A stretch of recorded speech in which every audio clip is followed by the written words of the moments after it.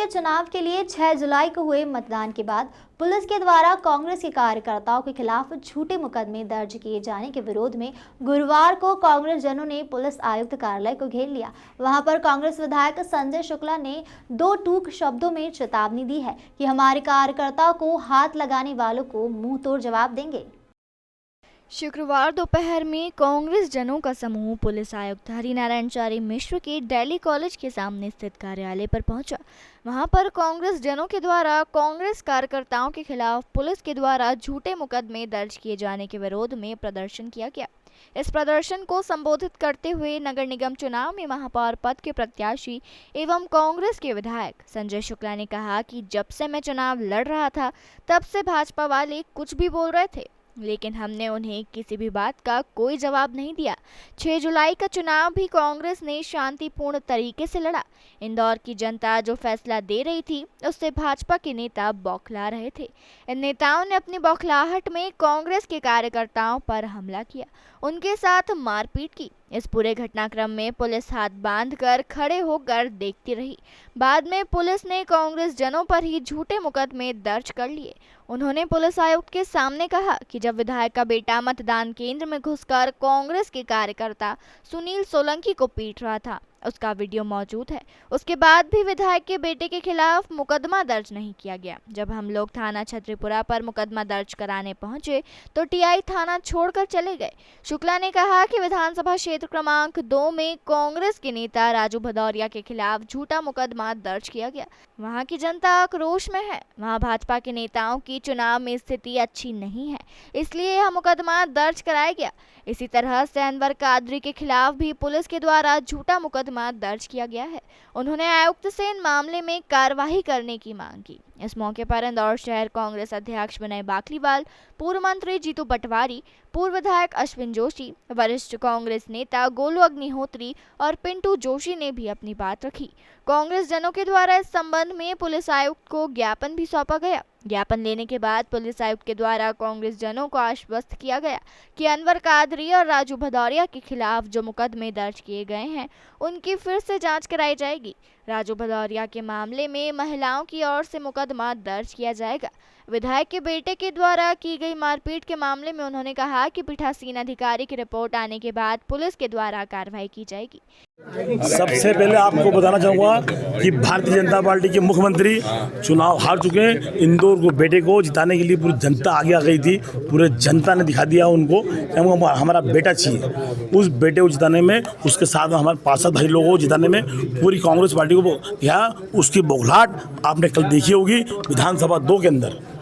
पहली बार हिंदुस्तान में किसी नेता को जूते से महिलाओं ने मारा, पहली बार। वो भी विधानसभा 2 जहाँ राष्ट्रीय नेता रहते हैं, वो उनकी विधानसभा है, उसके अंदर पहली बार ऐसा हुआ है। उसके बाद आपको चुनाव जीतना है और आपको मेयर बनना है, आपके पार्षद बनना है, तो हम बोलते हैं आप वैसे ही बन जाइए। ये लाखों करोड़ों रुपए जनता को परेशान करना, इसकी ज़रूरत क्या है आपको? कोई ज़रूरत नहीं है आपको। परंतु आपने ऐसा जो करा है, कल जो विधायक जो मेयर रही, उनके बच्चे ने खुले रूप से मारा। उधर वो नेताओं को मार रहे हैं, इधर टीआई को मार रहे हैं, 3 नंबर में जवानों को मारा। भारतीय जनता पार्टी ने कल जो गुंडाराज करा, मतलब हमको तो छोड़िए, हमारे कार्यकर्ताओं को तो मारा ही मारा सबको, परंतु उनने पुलिस वालों को मारा। उसके बावजूद पुलिस कुछ नहीं कर पा रही। इसका मतलब आप समझ सकते हैं कि इंदौर नहीं, पूरे देश प्रदेश के अंदर क्या स्थिति होने वाली है। एक मामूली चुनाव है ये, जो नगर निगम का चुनाव होता है, अभी ये विधानसभा चुनाव होता, लोकसभा चुनाव होता, तो ये लोग तो लोगों को मार डालते जीतने के लिए। इंदौर शहर का अपना एक नेचर है, इसकी सभ्यता है, इसके संस्कार हैं। चुनाव में इस तरीके की घटनाएं इंदौर शहर में नहीं होती है। जिस तरीके से कल झूठे मुकदमे लगे, कांग्रेस के प्रत्याशियों को जगह जगह थाने में बिठाए गए, जो प्रस्तावक थे उनको बूथों पर न जाने दिया गया, और राजू भदौरिया जिस समय थाने पे बैठा था उस समय की घटना को लेकर उस पर 307 लगा दिया। हम खुद कल पूरी कांग्रेस पार्टी का डेलीगेशन संजय शुक्ला जी अध्यक्ष जी, विशाल पटेल जी जिला अध्यक्ष जी, चिंटू चोकसे जी, सब थाने में बैठकर हमने भारतीय जनता पार्टी के नेता और पुलिस अधिकारी कपूरिया जी समेत सब लोगों के बीच में समन्वय की बात की कि ऐसे मामलों में सरकार, पुलिस, इंदौर शहर का वातावरण और इसकी सभ्यता बिगड़ेगी, संस्कृति बिगड़ेगी, वातावरण बिगड़ेगा। पर जब हम थाने में थे तब तक अच्छी बातें हैं, और थाने से बाहर हुए तो 307 और वो भी झूठी। ये पुलिस का जो रवैया था, ऐसा था कि भारतीय जनता पार्टी के हेवी दबाव में था, या फिर ऐसा था कि सरकार पुलिस को ही चुनाव लड़वाने के लिए बीजेपी का कार्यकर्ता बना। ये सब तथ्य और प्रमाण हमने पूरी पार्टी ने दिए हैं। अभी भी हमने कहा कि आप राजू भदौरिया पर से मुकदमा तो खैर हटना ही चाहिए, सही अनवर कादरी का मामला है, कोई फुटेज नहीं, कोई लेना देना नहीं, वो किसी से मिला नहीं, और 353 अब ये अपने आप में बताता है कि पुलिस दबाव में काम कर। तीसरी बात तो सुनील सोलंकी को मारा, इतना मारा कि वो पट्टे आपके फुटेज में आ गए। एक लवी गौड़ ने मारा, उसके बाद भी आज तक एफआईआर नहीं, मुकदमा नहीं, कोई एफआईआर लिख ली, टीआई ने सिग्नेचर नहीं के कंप्यूटर में चिन्हित थी, वो फुटेज बताया।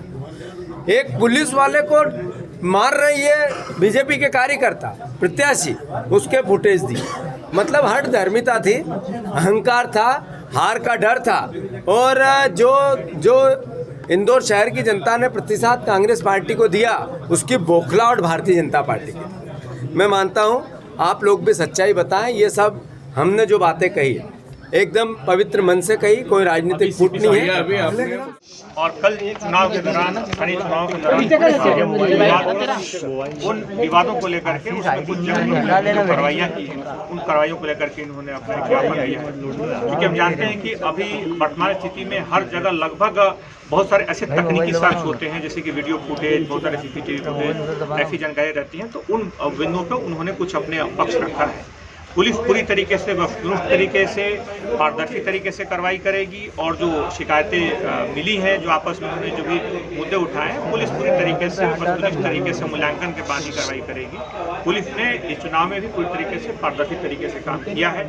उन्होंने जो आवेदन दिए हैं उन मुद्दों को पुलिस सर पूर्व में कई शिकायतकर्ता थाने पे गए थे, लेकिन उनकी शिकायत का निराकरण नहीं हुआ।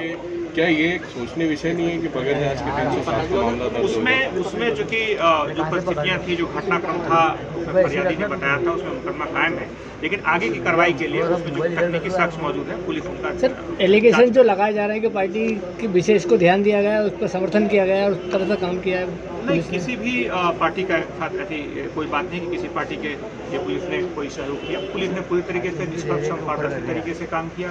इसके पूर्व की जो कार्रवाइयाँ थी, पुलिस ने जितने भी तरीके के जो आपराधिक तत्व हैं, चाहे किसी भी दल के हों, उन पर सकारात्मक कार्रवाइयाँ की।